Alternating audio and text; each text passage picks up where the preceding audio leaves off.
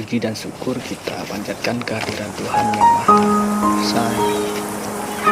Salam sehat untuk kita semua. Dan tak lupa mengucapkan terima kasih untuk Adrianus SPD yang telah memberikan kesempatan untuk saya menyampaikan materi kali ini yang membahas tentang persebaran, konservasi, pemanfaatan flora dan fauna di Indonesia. Sebelumnya saya perkenalkan diri, perkenalkan nama saya Albus Nurul, kelas 11 IPS 1, siswa SMA Negeri 2 Sekayam. Dalam ke pembahasannya ya, dari persebaran flora dan fauna di Indonesia.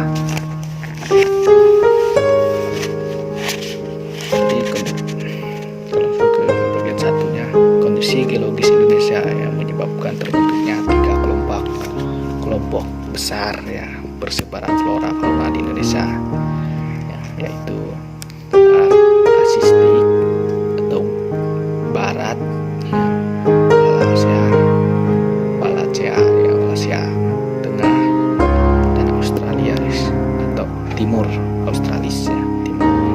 Garis Wallacea adalah garis yang memisahkan wilayah geografi ya. Jadi garis Wallacea adalah garis yang memisahkan geografi hewan Asia dengan hewan Australia.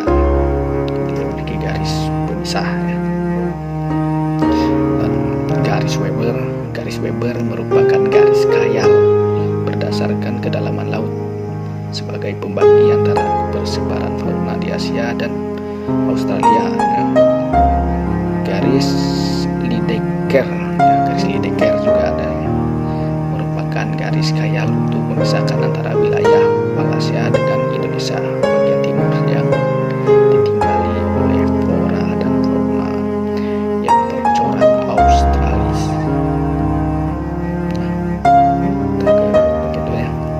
Bagian persebaran flora ya. Jadi persebaran flora terbagi menjadi flora dataran Sunda atau flora asiatis, terus flora dataran peralihan daerah Wallacea ya, dan flora dataran Sahul atau flora Australis. Secara garis besar, keadaan flora di Indonesia secara lebih rinci terdiri atas 4 kawasan flora. Jadi ada 4 kawasan flora yang ada di Indonesia, yaitu flora Sumatera Kalimantan, Jawa Bali, dan Pulau Malaysia dan Papua. Letak geologisnya juga telah menyebabkan adanya kesamaan fauna di wilayah Indonesia bagian barat dengan wilayah Asia, dan fauna Indonesia bagian timur dengan wilayah Australia. Terdapat ada beberapa bagian. Yang pertama, fauna asiatis atau barat meliputi Pulau Sumatera, Jawa, Bali, dan Kalimantan serta pulau-pulau kecil di sekitarnya. Bagian kedua, fauna peralihan Asia Australia. Wilayah fauna Indonesia tipe peralihan ya, atau Asia Australis sering pula disebut wilayah fauna kepulauan Malaysia. Bagian C, bagian 3 ya, fauna Australis timur ya, atau timur, biasa disebut timur atau fauna Australis. Wilayah fauna Indonesia tipe Australis meliputi Pulau Papua, Kepulauan Aru, dan pulau-pulau kecil di sekitarnya.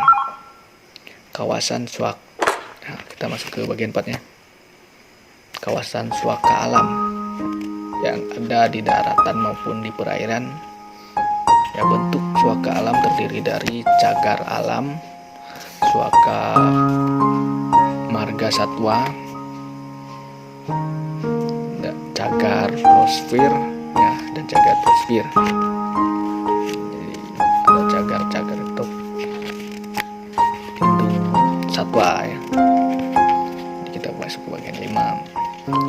keberadaan pelestarian alam atau kawasan yang memiliki fungsi yang hampir sama dengan kawasan suaka alam, namun ada nilai lebih karena dapat dimanfaatkan sebagai sumber daya alam hayati